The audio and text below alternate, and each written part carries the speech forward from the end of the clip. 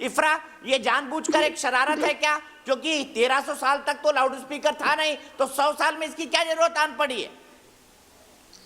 देखिए, पिछले 50 साल तक तो किसी भी मजहब के पास लाउड स्पीकर नहीं था, लेकिन आज अगर हम देखेंगे, आप किसी भी सिटी में रहते होंगे, वहाँ हर कोई टेम्पल्स में भी, यानी मंदिरों में भी लाउड स्पीकर होता है, गुरुद्वारों में भी लाउड स्पीकर होता है और मस्जिदों में भी लाउड स्पीकर होता है।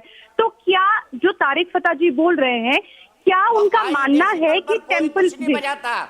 जो मंदिरों के अंदर जो आरती होती है, कभी देखिएगा उनको कितनी सुकून से होती है, उनकी आवाजें बाहर तक नहीं जाती। बिल्कुल गलत, बिल्कुल गलत, किसी भी मंदिर में, बिल्कुल गलत, बिल्कुल गलत, बिल्कुल गलत, बिल्कुल गलत, मंदिर में चलिएगा, बिल्कुल गलत, आपको नहीं पता, बिल्कुल गलत। देखिए, आपकी यही परेशानी है, बहुत आपकी यही परेशानी।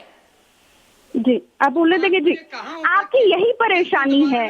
आप अगर भी कहीं पे भी टेम्पल के सामने रहेंगे, आपको पता चलेगा वहाँ सुबह सुबह टी सीरीज चलना शुरू हो जाती है, और जब कुछ कुछ त्योहार होते हैं उनमें 26 या 36 घंटे लगातार लाउड स्पीकर पे जो भजन वगैरह चलते रहते हैं। तो ये जो परेशानी है लाउड स्पीकर की, ये सिर्फ मस्जिदों की और अजानों की नहीं है, ये मंदिरों की भी है, गुरुद्वारों की भी है। और मैं कहना चाहती हूँ कि कोई भी जो लाउड स्पीकर इस्तेमाल करता है, उनको अब नॉइज पोल्यूशन कंट्रोल बोर्ड के तहत, रूल्स के तहत कम अपनी आवाज कर देनी चाहिए। दूसरी बात, तारिक फता जी कहते हैं कि गाय का गोश्त जो है सिर्फ इंडिया में खाया जाता है। तारिक फता जी, मुसलमानों को अपनी अजान में कर देनी चाहिए, वीसी साहब सभी को कर देना चाहिए, सभी को कर देना चाहिए, बोल दीजिए कि सभी को कर देना चाहिए, सभी को कर देना चाहिए। हिंदू धर्म में क्यों मुसलमानों के सर पीछे पड़े हुए हैं? फेस्टिवल होते हैं गुजरात के अंदर 10 बजे बंद हो जाते हैं मैडम, नवरात्रि क्या बोल रहे हैं आप? होते हैं 10 बजे बंद हो जाते हैं। पत्रकार हैं या आप हिंदू संगठनों के 10 बजे पर्सन है? गुजरात बिल्कुल भी नहीं, बिल्कुल भी नहीं। दिल्ली ने तो अब दीपावली मनाना भी छोड़ दिया, दिल्ली ने तो अब दीपावली मनाना भी छोड़ दिया। क्या बोल रहे हैं भाई? दिल्ली में हम लोग रहते हैं, क्या आपने देखा है कि दिल्ली में क्या होता है? दिल्ली में टेम्पल्स में और गुरुद्वारों में लाउड स्पीकर चलते हैं, त्योहारों पे तो 36 घंटे लगातार चलते हैं।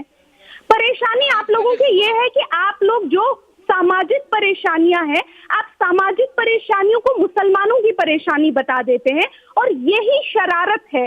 दूसरी बात, ये लास्ट पॉइंट बोलना चाहती हूँ, तारिक फता जी जो फॉरेन सिटीजन है, हमारे देश के इंटरनल मैटर्स में हालांकि बहुत बार बार बैठते हैं इंटरनल मैटर्स में बात करने के लिए, वो कहते हैं कि कौन जो है गाय का गोश्त कहाँ जाया जाता है। भारतीय मानते हैं इफ्रा, आप गवर्नमेंट ऑफ इंडिया है क्या? दीपक चौरसिया जी, आप गवर्नमेंट ऑफ इंडिया है क्या? आप सिटीजनशिप देते हैं, आप सिटीजनशिप देते हैं, आप किसी को भी भारतीय माने, कोई रिहाना को भारतीय मानेगा, कोई मीना हैरिस को भारतीय मारेगा, लेकिन आप सरकार तो नहीं है ना, आप किसी को सिटीजनशिप दे सकते हैं। जिस दिन इनको सिटीजनशिप मिलेगी उस दिन भारतीय बन जाएंगे। तब तक तो फॉरेनर हैं जो हमारे देश के इंटरनल मैटर पे बात करते हैं। रिहाना जब इंटरनल मैटर पे बात करती है, आपकी जुबान में कहूं तो इंशाल्लाह वो दिन भी जरूर आएगा।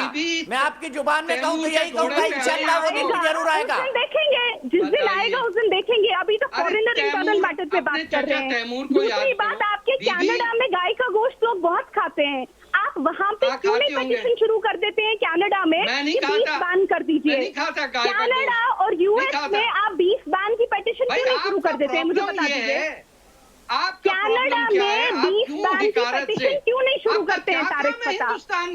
आप क्यों नहीं पिटीशन तारिक फता में करते हैं?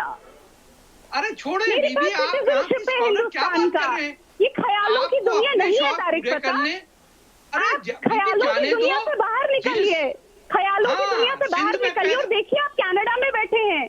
हमारे देश की इंटरनल मैटर पे सुबह शाम बोलने से कोई हिंदुस्तानी नहीं बन जाता।